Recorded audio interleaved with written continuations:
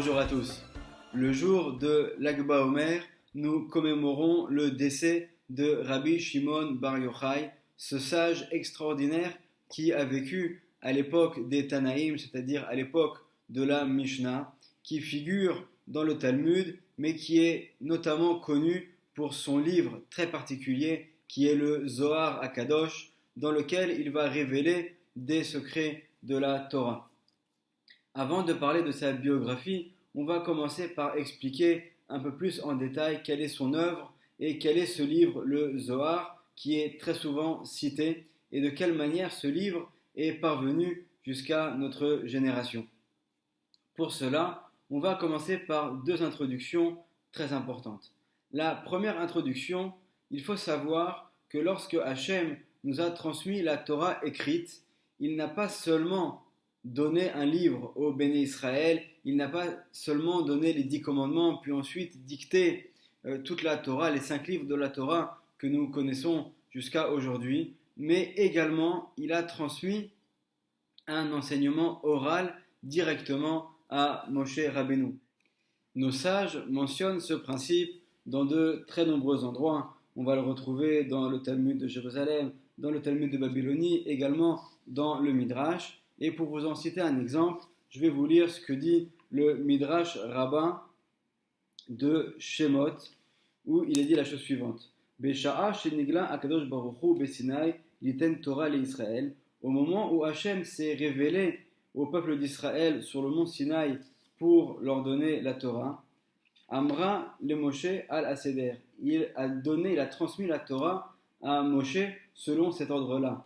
Mikra, donc d'abord le texte écrit, ou Mishnah, Talmud va donc finalement tous ces enseignements oraux, qu'il s'agit d'enseignements qui concernent la halacha ou plutôt de Midrashim, Sheneemar, comme il est dit dans le texte de la Torah, Vaidaber Elohim et Kol Adevarim Aele. Hachem a parlé en disant toutes ces paroles. C'est-à-dire que pourquoi est-ce qu'on a dit toutes ces paroles? De quoi est-ce qu'on parle? Si a priori il y avait eu seulement une seule transmission, c'est qu'on fait ici mention en allusion de la Torah orale et de la Torah écrite. Et poursuit le Midrash et nous dit Afilou ma shehatalmid shoel larav amar akadosh baruchu le Moshe beota sha'an. Même qu'un élève va dans le futur poser comme question à son Rav, ça a déjà été révélé par Akadosh Baruch Hu à Moshe. Donc on voit que Moshe a reçu l'enseignement écrit, mais également l'enseignement oral pour savoir de quelle manière appliquer la Torah. Alors forcément, il y a de très nombreuses questions qui se posent par rapport à ce Midrash, et on va citer seulement deux commentateurs, bien qu'il y en ait beaucoup d'autres, notamment le Ran, qui nous dit qu'en fait, Moshe Rabbeinu avait reçu la Torah orale, c'est-à-dire l'ensemble des opinions possibles, mais sans pour autant qu'Hachem lui dise quelle opinion serait retenue comme étant la loi juive qui va être appliquée. Pourquoi? Parce que Hachem désirait et désire jusqu'à aujourd'hui que ce soit les sages de chacune des générations qui puissent trancher en prenant les bonnes décisions et en se fondant bien évidemment sur les enseignements de la Torah écrite et également sur la transmission transmise dans toutes les générations. Également, on a l'opinion du Or Achayim HaKadosh de Rabbi Chaim ben Attar qui nous dit que Moshe Rabbeinu avait reçu toute la Torah orale, mais sans pour autant connaître quelle était la source dans la Torah écrite des enseignements de la Torah orale. Et c'est ce rôle-là qu'ont eu finalement les sages au cours des différentes générations, et d'ailleurs c'est ce qu'on voit de manière explicite dans le Talmud, où à chaque fois qu'on va apporter une opinion, on va également se fonder sur un verset de la Torah. Grâce à ces paroles, et on pourrait faire de cela une démonstration beaucoup plus longue et beaucoup plus développée, mais en tout cas ça nous suffira pour notre sujet d'aujourd'hui, de dire qu'on comprend bien que la Torah forme finalement un seul bloc avec la Torah orale et la Torah écrite qui sont les deux ensemble la manière dont nous devons appliquer la transmission et les enseignements qui ont été transmis par Hachem à Moshe Rabbeinu sur le mont Sinaï. La deuxième introduction qui est très importante et qui est liée à la première, c'est qu'on voit bien que dans la Torah écrite et également dans la Torah orale, il y a certains textes qui sont totalement incompréhensibles si on les lit et si on essaye de les comprendre uniquement selon leur sens littéral. Et pour cela, je vais vous citer vraiment quelques exemples, bien qu'il y en ait des dizaines et des dizaines. On voit que par exemple, lorsque Hachem se révèle à Moshe dans le buisson, au moment où il y a une brebis qui s'est égarée, où à l'époque Moshe est seulement un berger chez son beau-père Yitro, et finalement Moshe va arriver devant un buisson qui est totalement en feu, mais qui finalement ne se consume pas.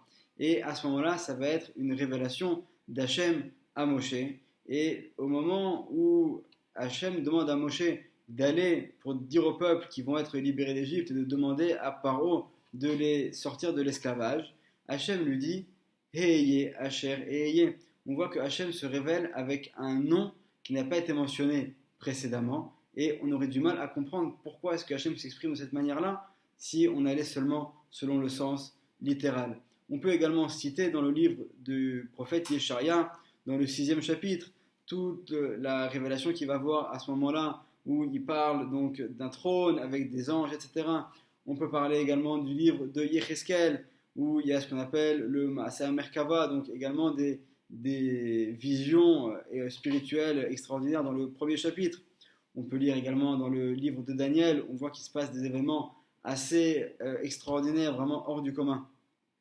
Ça, c'est au niveau du texte du Tanakh, c'est-à-dire de la Torah écrite, des 5 livres de la Torah et également des prophètes. Mais on voit également que, aussi dans le Talmud, on va trouver des allusions à ces secrets de la Torah. Par exemple, dans la Mishnah de Chagiga, au 11e chapitre, la Mishnah numéro 2, où on nous dit En Dorshin, donc on ne devra pas enseigner, Velo Bemase Bereshit, on ne devra pas enseigner sur les secrets de la création Bashanim, donc à un certain âge, Velo Bemerkava Beachid, et sur les secrets du Merkava, donc ça fait allusion également aux visions du prophète Yecheskel, lorsqu'on est seul. Donc, bien sûr, il ne faut pas prendre cela au sens littéral, mais on voit qu'on a déjà une mention de cela. Et d'ailleurs, sur son commentaire de la Mishnah, le Rav Ovadia de Barthénora nous dit qu'est-ce que sont le Maaseh Merkava? C'est que grâce à des noms saints d'Hachem, desquels les sages de l'époque faisaient usage, ils arrivaient à pouvoir communiquer avec des anges et à pouvoir faire des choses extraordinaires au niveau des mondes supérieurs. On voit également dans le Talmud, dans le traité de Chagiga, à la page 14, qu'on nous rapporte une braïta, c'est-à-dire c'est un texte de l'époque des Tanaïm, de la Mishnah, mais qui n'a pas été répertorié par Rabbi Yehuda Hanassi comme faisant partie intégrante de la Mishnah. Et là, on a en fait une discussion entre Rabbi El-Hazar ben Harach, qui va rencontrer son maître Rabbi Yochanan ben Zakkai, et qui va lui demander de lui révéler des secrets du Merkava, donc des secrets des mondes supérieurs. Et à ce moment-là, Rabbi Yochanan ben Zakkai, qui est en train de marcher et de se promener sur son âne, va descendre de son âne pour donner ses enseignements. Et nous dit le Talmud, Miyad patach Rabbi El-Azar ben Harach b'maseh Merkava v'darash ve'yarda esh min hashamayim ve'siveva kol ailanot shebasadeh. Au moment où ils ont commencé à faire cette étude, un feu est descendu du ciel et a commencé à les entourer de manière vraiment extraordinaire. Patrou kulan v'amru shira nana malach minaesh v'amar hen hen maseh Merkava. Donc on voit qu'au moment où ils vont enseigner ces secrets de la Torah, il se passe au niveau de la nature des choses extraordinaires, un feu descend, les entoure, toute la création finalement tremble devant ces secrets de la Torah. On voit ici donc de manière une fois de plus explicite dans le Talmud que les secrets de la Torah font partie intégrante de la Torah orale. Et encore une fois, les exemples sont très nombreux. Là aussi, on pourrait faire une démonstration très longue, Bezrat Hashem, peut-être qu'on aura un jour l'occasion de le faire, mais en tout cas pour notre shiur d'aujourd'hui, ça va nous suffire pour expliquer ces deux principes. Le premier, c'est que la Torah orale et la Torah écrite sont impliquées l'une avec l'autre et que l'une ne peut pas aller sans l'autre. La Torah orale est également cet enseignement très important transmis par Hachem au Mont Sinaï. Dans cet enseignement, il y a également les secrets de la Torah. Et on voit que les secrets de la Torah figurent de partout. Et là, ici, on a mentionné des paroles qui étaient explicites. Mais si on fait attention, ce que nous dit le Chida, Rabbi Chaim Yosef David Azoulay, mais également ce que mentionne le Ben Ishra et Rabbeinu Yosef Chaim, ils nous disent que également dans le texte du Talmud, bien que parfois on ait l'impression qu'on a affaire à des divergences d'opinion ou à des discussions d'un point de vue de la loi juive pour savoir de quelle manière faire une chose ou telle autre chose. En vérité, à travers ces paroles, il y a également des secrets qui sont cachés et nos sages font allusion à des choses extraordinaires. Et si nous avions la connaissance et la vision suffisante pour le voir, alors nous pourrions également lire entre les lignes et comprendre tous ces secrets extraordinaires que nos sages nous ont cachés dans le texte qui a priori parle de questions halachiques, mais qui en fait cache en lui des secrets de la Torah et qui va nous expliquer le fonctionnement des anges, des âmes et des mondes supérieurs. Alors on va maintenant expliquer de quelle manière ces secrets de la Torah ont été transmis, puisque bien qu'on avait vu que la Torah orale a été transmise à Moshe Rabbeinu sur le mont Sinaï, concernant les secrets de la Torah, ces secrets ont été transmis de père en fils depuis Adam Arishon. Et en fait, Moshe en avait même eu connaissance avant même le don de la Torah. Et ce que je vais vous dire déjà est mentionné pour commencer dans le livre du Zohar lui-même, dans la paracha de Bereshit, où on nous raconte qu'Adam Arishon, lorsqu'il était au Gan Eden, il est resté là-bas pendant une période qu'on ne peut pas définir puisqu'il était dans une autre dimension et totalement spirituelle, et Hachem lui a transmis un livre avec les secrets de la Torah. Et à ce moment-là, Adam Arishon était en train d'enseigner, il donnait des cours sur les secrets de la Torah, sur les secrets d'Hachem et des mondes spirituels aux anges qui venaient l'écouter, jusqu'à ce que Hachem lui demande de ne plus leur enseigner, car ces secrets étaient seulement réservés à Adam.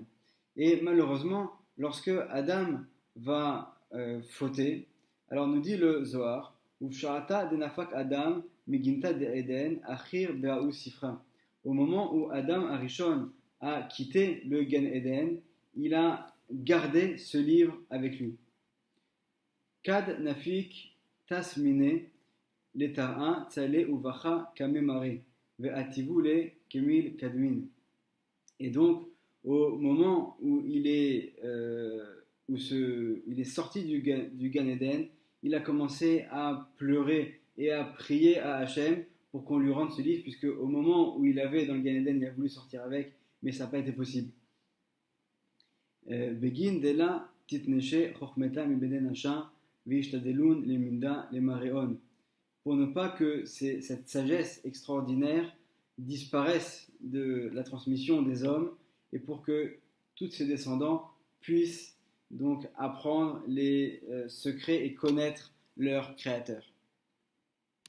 Et donc poursuit le Zohar et nous dit Vechen teninan sefer avale le Chanor. Et ce livre donc a été transmis à Chanor, qui est l'un des descendants de Adam Arishon. Donc ouais, finalement, il y a eu cette transmission des secrets de la Torah. Veda sefer matin des sifra des toldot Adam Hava Veda u raza de chochmeta Dea me'ara in itnetil. Et donc ce livre également, c'est ce livre-là qu'avait Adam Arishon, qui est appelé le Sefer Toldot Adam. Et donc c'est dans ce livre-là qu'il y a toute la sagesse des secrets de la Torah. Ada ou dirtiv, comme il est écrit, Ve'enenu kilakar oto Elohim. Donc en fait, on fait allusion à ce verset qui parle de ce livre-là en allusion. Et je poursuis un petit peu plus bas. Ve'chol ginze ilae itmaseran bide. Veda masir ve'ya'iv ve'aved shelichuta. Et donc tous les secrets supérieurs, des mondes supérieurs, lui ont été transmis et lui-même les a également transmises. Ve'elech maftechan itmaseran bide. Et 1000 clés lui ont été transmises. Alors on ne sait pas à quoi ça fait allusion, mais une fois de plus on parle ici de secrets extraordinaires. Umea bichan natil bechol yoma. Et 100 bénédictions il recevait tous les jours. Vekashir keshirin emare me'alma natil le kutcha berichu les shamoshe ada ou dirtiv kilakar oto elokim. Et donc il était en lien avec Hachem, il comprenait ce qui se passait au niveau des mondes supérieurs et spirituels. Uminda itmesar sifra d'écrit sifra de Chanor. Et donc ce livre-là, qui était appelé par la suite le livre de Chanor, a été lui-même transmis. Besharata de achid le kutcha be'echu achme le kol ginze ilae. Au moment où il avait ce livre-là, Hachem lui a révélé tous les secrets des mondes supérieurs. Achmele ilana de chaye bego mitziut ginta ve'tarfoy ve'anfoy ve'chola chamenan desifre. Et donc Hachem lui a montré le Etz Achaim, l'arbre de la vie qui se trouvait au niveau du Gan Eden, et toutes ces branches. Donc on parle ici de secrets au niveau des mondes, des choses vraiment extraordinaires, et tout cela a été vu dans son livre. Et poursuit le Zohar, il nous dit Zakaïn inun chaside ilain de chochmeta ilain igele le'u vela itnashim inayu le'almin kemat de'at amar sod adonai lire'av uvrito lehodiam. Et donc ce sont seulement des personnes qui vont être particulièrement tzadikim, particulièrement pieux, qui vont avoir le mérite de voir pour eux se révéler ces secrets de la Torah. Et donc ces secrets n'ont jamais été perdus et sont restés finalement transmis de génération en génération, comme il est écrit également dans les Teilim, dans le psaume 25, Sod Hashem lire'av, les secrets d'Hachem sont pour ceux qui le craignent, Uvrito lehodiam, et donc il fait son alliance avec ceux donc, qui les connaissent. Donc on voit qu'on a en fait ici une transmission qui a commencé par Adam Arishon, qui a été transmise ensuite à Chanor, de Chanor à Metushelach, de Metushelach à Noach. Noach l'a transmis à ses descendants, à son fils Shem et à son descendant Ever. On sait que Shem et Ever avaient un lieu d'enseignement de la Torah. C'est chez eux qu'a pu étudier Avraham Avinu. Avraham Avinu lui-même, d'ailleurs on dit sur Avraham Avinu, c'est rapporté par les écrits et par les commentaires du Rav Saadia Gaon, qui nous dit que Avraham Avinu est l'auteur d'un livre qu'on appelle le Sefer HaYetzira, qui est un livre extrêmement profond de Kabbalah. Et on comprend également que lorsque nos sages nous disent que Avraham rapprochait les gens vers le monothéisme, il les faisait croire en un Dieu unique, c'est pas seulement par des belles paroles et par des choses philosophiques, c'est également étant donné que lui, il avait reçu les secrets de la Torah, alors il pouvait également faire des révélations aux gens de sa génération pour leur prouver que ce qu'il disait était vrai, pour leur révéler des secrets des mondes supérieurs et de la création. Ensuite, Abraham, bien évidemment, a transmis ses secrets à Yitzhak. Yitzhak les a transmis à son fils. Yaakov, nos sages nous enseignent que Mitato Shlema, sa couche est parfaite, tous ses enfants sont parfaits. Donc lui-même les a transmis aux 12 tribus, notamment à la tribu de Lévi. Lévi, donc également de père en fils, pour arriver jusqu'à Amram, le père de Moshe, qui était d'ailleurs à l'époque de l'esclavage un des dirigeants de la communauté, puis jusqu'à Moshe Rabbeinu. Moshe Rabbeinu les a transmis aux différents sages de toutes les générations pour arriver finalement jusqu'aux prophètes, jusqu'aux sages de la grande assemblée, et ça a été ensuite transmis de génération en génération, en passant par les sages de l'époque de la Mishnah, de la Gemara, etc., jusqu'à nos jours. Donc on voit qu'il y a eu une transmission qui a été vraiment de manière réduite de génération en génération. L'un des personnages les plus importants également de cette transmission, c'est le Harizal, Rabbi Yitzhak Luria Ashkenazi, qui a réussi à comprendre les secrets qui étaient cachés dans le Zohar et à les révéler à son élève Rabbi Chaim Vital. Et on voit que depuis son époque, de plus en plus, ces enseignements des secrets de la Torah se répandent, et aujourd'hui, dans notre génération, Baruch Hashem, tout le monde a la possibilité de pouvoir les étudier. Et tout cela est mentionné dans le Zohar, puisque dans les Tikkuné à Zohar, à la page 97, on nous dit la chose suivante. Araza de Ilane de Et Adaat Tov Vara. Il s'agit donc des secrets de l'arbre de la connaissance du bien et du mal. Donc on parle des secrets de la Torah. Dela Atid Kucha Berichum le Galeya le Mefursam le Alma et la Bene Chaveraya. Akadosh Baruch Hu va donc révéler ses secrets seulement à certaines personnes, certains personnages de manière limitée.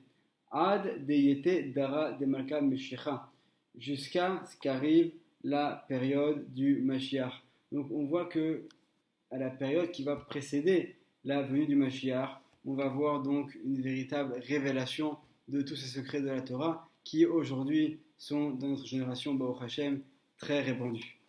Rabbi Shimon Bar Yochai va recevoir toutes ces révélations, notamment lorsqu'il va devoir s'exiler et se cacher dans une grotte avec son fils, comme cela est mentionné dans le traité de Shabbat à la page 33, où il est raconté de quelle manière est-ce que Rabbi Shimon Bar Yochai, qui était recherché par les Romains, est parti se cacher, et finalement il est resté pendant 13 ans avec son fils, jour et nuit, à étudier la Torah. D'ailleurs, il va y avoir à ce moment-là un miracle, puisque un caroubier va pousser. Il faut savoir qu'à cette époque-là, les caroubes ne sont pas comme aujourd'hui, ce sont des fruits qui sont beaucoup plus nourrissants que ce qu'ils sont aujourd'hui, et une source d'eau également va couler dans la grotte, qui va leur permettre donc de rester là-bas pendant toutes ces années. C'est à ce moment-là où ils vont véritablement tous les deux se sanctifier, et ensuite Rabbi Shimon Bar Yochai va pouvoir transmettre ses enseignements. Il va y avoir deux moments très particuliers au cours desquels ces enseignements vont être transmis, et ces enseignements dans le Zohar sont spécifiques, et c'est ce qu'on appelle la Hydra Rabba et la Hydra Zuta. Ce sont les deux passages du Zohar dans lesquels Rabbi Shimon Bar Yochai va révéler tout le fonctionnement des mondes spirituels supérieurs. Il va les révéler ils vont être au total 10 personnes au moment de cette révélation, et ils arrivent à des choses extraordinaires. Il va y avoir des événements vraiment surnaturels qui vont se passer, des âmes de certains tzadikim qui vont venir à ce moment-là pour assister à ces révélations de Rabbi Shimon Bar Yochai. Et d'ailleurs, au moment où il va faire la première des révélations qu'on appelle la Hydra Rabba, à ce moment-là, 3 élèves vont directement quitter ce monde et passer donc au Gan Eden. Et finalement, c'est le dernier jour de sa vie où il va faire la révélation de la Hydra Zuta. Ce sont donc également des secrets de la Torah et qui sont mentionnés dans le Zohar. Et ces secrets font allusion à des choses qui sont tellement célestes, tellement importantes, que Rabbi Yitzhak Kaduri, Zecher Tzadik Vekadosh Livracha, demandait à ce que lorsqu'on édite des éditions du Zohar, on ne traduise pas ces passages-là, puisqu'ils font allusion à des notions qui nécessitent d'avoir déjà une compréhension préalable pour pouvoir comprendre de quoi il s'agit. Et c'est donc le jour de l'Akba Omer, le jour de son décès, où Rabbi Shimon ben Yochai va révéler donc les secrets de la Hydra Zuta. D'ailleurs, c'est très bien le jour de l'Akba Omer, en général, de lire des extraits du Zohar, mais en particulier pour ceux qui le peuvent, de lire la Hydra Zuta. Et au moment du décès de Rabbi Shimon Bar Yochai, on voit que tous ces élèves qui sont autour de lui sont vraiment décomposés. Ils commencent à pleurer, puisque au moment où Rabbi Shimon Bar Yochai va décéder, il va tomber, et il y a un feu qui va se mettre autour de lui, et personne ne peut l'approcher. Donc ces élèves ne savent pas encore, est-ce que leur maître s'est juste évanoui du fait des révélations qu'il a fait et de l'émotion qu'il avait, ou est-ce que c'est terminé et il a quitté ce monde. Et donc ils vont tous commencer à crier, à pleurer, mais ils n'arrivent même plus à parler. Et finalement, Hachem va avoir pitié d'eux, va retirer ce feu et leur permettre de s'approcher vers leur maître. Certains d'eux vont commencer à pleurer, d'autres vont commencer à lui embrasser la main. Ça nous rappelle un peu, comme nous le cite Rabbi Yehuda Ftaya dans son commentaire sur la Hydra Zuta, où il dit qu'au moment où Yaakov est décédé, il est dit Vaipol Yosef al pene aviv, Vayef ka'alav vaishaklo. Au moment où Yaakov a quitté ce monde, son fils Yosef est tombé sur sa face et a commencé à le pleurer et à l'embrasser. C'est également ce qui va se passer ici avec les élèves de Rabbi Shimon Bar Yochai, qui vont commencer à pleurer leur maître, et ils se rendent compte de la perte qu'ils ont, non seulement pour eux, pour tout cet enseignement que possédait Rabbi Shimon Bar Yochai, mais également pour toute la lumière qu'il a pu envoyer et faire descendre sur le monde entier. Pour terminer, on va également rappeler les paroles du Ben Ishraï dans son livre Maïm Chaim, où à la page 313, il nous dit la chose suivante. Donc nos sages qui connaissaient les secrets de la Torah ont enseigné. Be'inyan limud azoar akadosh bazman azeh la amona'am. En ce qui concerne l'enseignement, l'apprentissage du Zohar Akadosh à notre époque et à tout le peuple. Chez Afalpi, chez En Mevinim Klum, bien qu'on n'y comprenne rien, Im Kolze Yesh Laem Toelet, malgré tout, il y a quand même un côté positif à cela, qui Aneshama Koletet, car l'âme, elle, peut réussir donc à absorber ces paroles. Ve'az Began Aiden, Kol Adevarim Aele, Ilmedu Otam Me'alehem. Et lorsque ces personnes-là qui ont étudié le Zohar vont à 120 ans quitter ce monde, elles arriveront au Gan Eden et à ce moment-là, on pourra leur expliquer les paroles qu'elles ont lues dans ce monde du Zohar et qu'elles n'ont pas compris. Et à ce moment-là, notre âme pourra comprendre d'une manière extraordinaire et complexe tous ces secrets qu'il y avait donc dans le Zohar. Puisque aujourd'hui, notre âme est intégrée dans un corps qui est limité, et donc forcément, on n'a pas une vision qui est complète et qui est globale. Mais une fois que notre âme va quitter ce corps, qu'elle va arriver au Gan Eden, alors à ce moment-là, on pourra retravailler ce qu'on a déjà commencé ici, dans ce bas monde, et comprendre tous les secrets de la Torah. On voit ici, une fois de plus, l'importance du livre du Zohar, ces enseignements qui sont extraordinaires. Et le Ben Ishraï nous le dit de manière claire, même des gens simples comme nous, même si nous ne comprenons rien, on peut, chacun d'entre nous, prendre un livre du Zohar, l'ouvrir et commencer à lire. Et chacun à son niveau. Il y en a qui pourront lire plusieurs pages par jour, il y en a qui pourront lire quelques phrases, quelques chapitres, peut-être que chacun pourront lire même quelques mots, au moins pouvoir arriver à participer à cette étude des secrets de la Torah. Nous avons tous l'obligation de devoir étudier ce qu'on appelle le Pardes à Torah, c'est-à-dire les 4 facettes de la Torah qui comprennent également le Sod, les secrets de la Torah, et ça peut se faire grâce à l'étude du Zohar. Et je vais terminer par ces paroles que j'avais reçues de mon grand-père, Zichrono Livracha, Pinchas Ben Mamou, qui m'avait déjà, il y a des années, enseigné que bien que la lecture du Zohar ne soit pas toujours évidente, et c'est un texte qui est dans sa grande majorité en araméen, et on a parfois du mal à le lire, on peut même parfois avoir peur de le lire pour ne pas faire de fautes et pour ne pas écorcher les mots, malgré tout, on a cette transmission que Rabbi Shimon Bar Yochai, de son haut niveau, se trouve là-haut. Et lorsque nos paroles vont sortir de notre bouche, elles vont monter. Et même si elles ont été un petit peu écorchées, Rabbi Shimon Bar Yochai sera là pour là-haut les réceptionner, les corriger, puis les faire monter devant Hachem.